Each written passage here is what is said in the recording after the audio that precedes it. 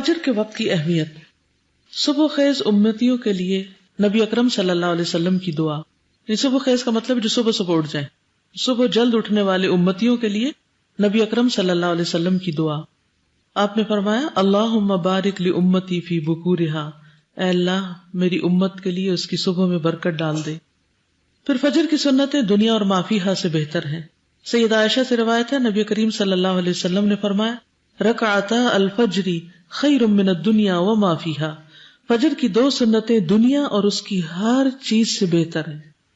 دنیا میں آپ کو کیا کیا پسند ہے، کیا بہت قیمتی لگتا ہے، اس کے بارے میں سوچیے، اپنے دماغ میں سوچ لیجئے کہ کیا کیا چیز آپ کو بہت پریشیس لگتی ہے اور آپ اس کو کسی قیمت پر کھونا نہیں چاہتے.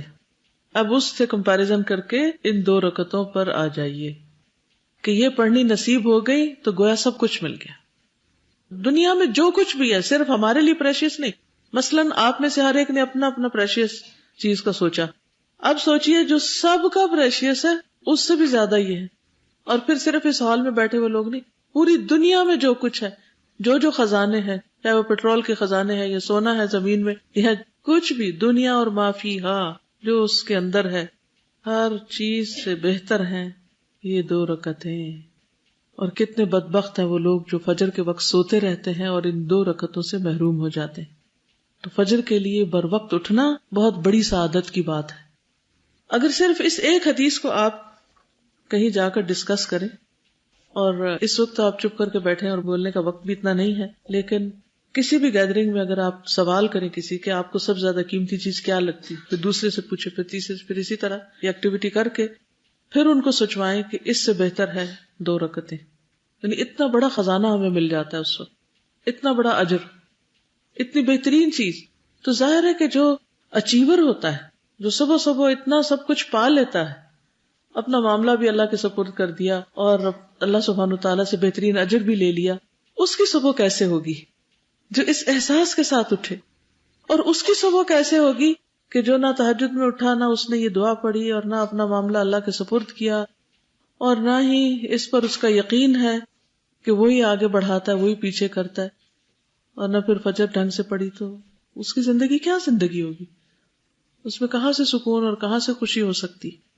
اصل میں ہماری اپروچ مٹیریلسٹک ہوگی نا. اگر ہم آخرت اورینٹڈ اور اس پوائنٹ آف ویو سے اس حدیث مبارک کو دیکھیں تو جیسے فرمایا گیا کہ آخرت میں تمہیں عذاب سے اگر زمین بھر سونا بھی تم صدقہ کرو تو تمہارے کام نہیں آئے گا. تو اگر اس کانٹیکسٹ میں اس کو دیکھا جائے تو پھر لگتا ہے کہ واقعی جتنے بھی خزانے ہیں وہ ہمارے اس وقت کام نہیں آئیں گے جتنی یہ 2-3 منٹ کی عبادت. بالکل صحیح. پھر نماز فجر پڑھے بغیر سوئے رہنا. عبداللہ بن مسعود نے بیان کیا ذکر عند النبی صلی اللہ علیہ وسلم رجل فقیل ما زال نائما حتى اصبح ما قام الى الصلاة فقال بال الشیطان فی اذنه. صحیح البخاری. نبی صلی اللہ علیہ وسلم کے سامنے ایک شخص کا ذکر کیا گیا کہ وہ صبح تک پڑا سوتا رہا اور نماز کے لیے بھی نہیں اٹھا. اس پر آپ نے فرمایا شیطان نے اس کے کان میں پیشاب کر دیا ہے، یعنی نجاست ہے اس کے اندر. اب 2 لوگ ہیں، ایک وہ ہے جو فجر کی نماز پڑھ کے آ رہا ہے اور دوسرا وہ جو بغیر پڑھے آ رہا ہے اور سویا رہا ہے. تو ان دونوں کی کیفیت ایک جیسی تو نہیں ہو سکتی. تو اس دوسرے شخص سے خیر کی کیا توقع رکھ سکتے ہیں آپ؟ فجر کی سنتوں کے بعد دائیں پہلو پر لیٹنا.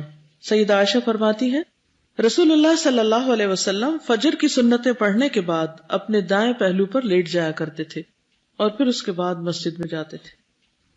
نماز فجر کے بعد ذکر الہی. سیدنا جابر بن سمرہ سے مروی ہے ان النبی صلی اللہ علیہ وسلم کان اذا صلی الفجر جلس فی مصلاہ حتی تطلع الشمس حسنا. صحیح مسلم. نبی کریم صلی اللہ علیہ وسلم جو فجر کی نماز ادا کر لیتے تو اپنی جگہ پر بیٹھے رہتے یہاں تک کہ سورج اچھی طرح نکل آتا. کیا کرتے تھے بیٹھ کر؟ جو صبح شام کے اذکار ہیں ان کا وقت کیا ہے؟ صبح کا سورج نکلنے سے پہلے پڑھنے ہوتے. نوٹ کر لیجئے بات، کیونکہ بہت سے لوگوں کے ہاتھ میں ایاک نستعین دیکھتی ہوں سورج نکلنے کے بعد. تو ان کو پڑھنے کا اصل وقت سورج نکلنے سے پہلے تک کا ہے.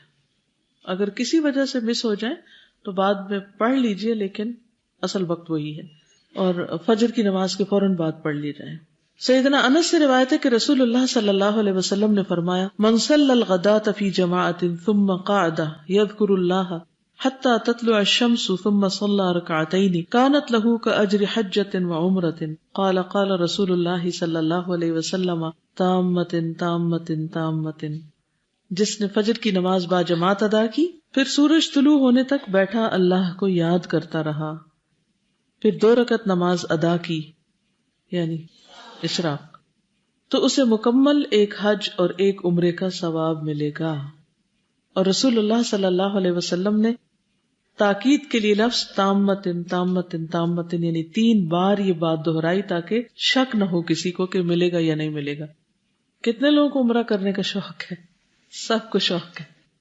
اگر وہاں نہ جا سکے تو اللہ تعالیٰ نے محروم نہیں کیا اجر و ثواب سے. آپ روز کمائیں ثواب.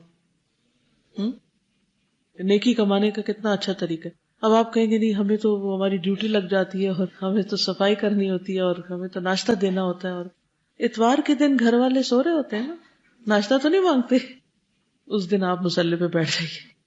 اور پھر اس کے علاوہ بھی جیسے 100 دفعہ سبحان اللہ و بحمدہ اور 100 دفعہ لا الہ الا اللہ وحدہ لا شریک لہ، اور اسی طرح کے جو بھی ذکر اذکار ہے. اگر ہر روز عمرہ نہیں کر سکتے تو ہفتے میں 1 دفعہ تو کر لیجئے، ٹھیک ہے نا، انشاءاللہ. عمرو بن عبسہ سے روایت ہے کہ رسول اللہ صلی اللہ علیہ وسلم نے فرمایا جب بھی سورج چڑھتا ہے اللہ تعالیٰ کی ہر ایک مخلوق اس کی تسبیح بیان کرتی، لیکن شیطان اور اولاد آدم میں سے آتا قسم کے لوگ نہیں کرتے. میں نے سوال کیا آتا قسم کے لوگ سے مراد کون ہیں؟ آپ نے فرمایا بدترین انسان، یا فرمایا اللہ کے مخلوق میں سے بدترین کو آتا کہتے ہیں، یعنی جو سورج نکلنے کے وقت میں اللہ کی تسبیح نہیں بیان کرتے، ذکر نہیں کرتے، خواہ وہ سو رہے ہوں، خواہ وہ باتیں کر رہے ہوں، خواہ وہ ادھر ادھر کے ہنگاموں میں مصروف ہوں، وجہ کوئی بھی ہو، یا ویسے ہی غفلت میں نہ کریں. کیونکہ بعضوں کا دیکھا گیا کہ اگر 4 لوگ بھی کہیں اکٹھے ہیں تو وہ صبح صبح دنیا بھر کی باتیں شروع کر دیتے اور گھروں میں ایک ہنگامہ سا برپا ہوا تھا. کوئی کسی کو آوازیں دے رہا ہے، کوئی پکار رہا ہے، کوئی کچھ کر رہا ہے، جہاں خاص طور پہ بہت سے لوگ مل جل کے رہتے ہیں.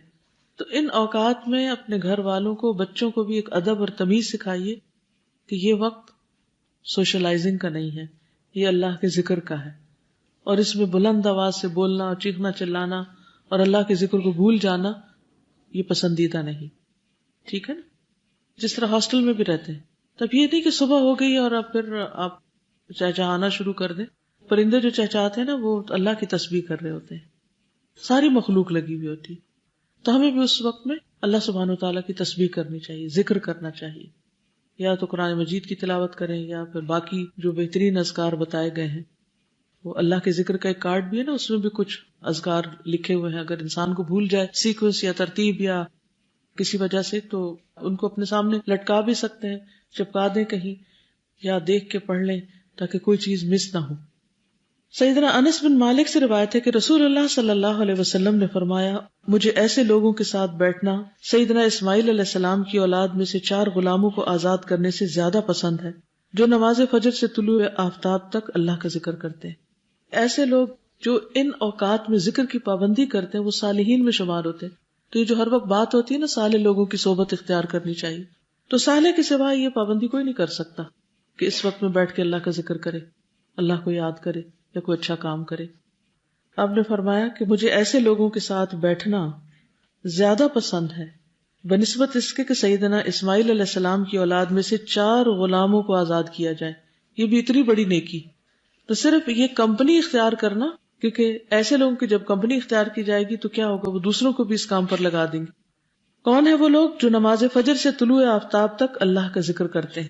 فرمایا مجھے ایسے لوگوں کے ساتھ بیٹھنا 4 غلام آزاد کرنے سے زیادہ پسند ہے جو نماز عصر سے غروب آفتاب تک اللہ کا ذکر کرے، یعنی اس وقت ان کے ذکر میں اور کثرت ہو جائے.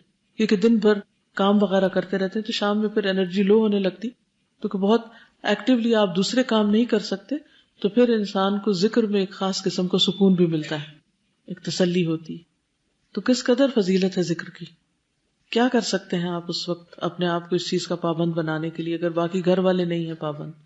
کیونکہ ابھی جو کچھ 6 دن سے پڑھ رہے ہیں ہم، یہ اب ویکنڈ پہ جا کے پتہ چل جائے گا کہ کیا ہوتا ہے، کتنی پابندی ہوتی ہے ان سارے اذکار کی.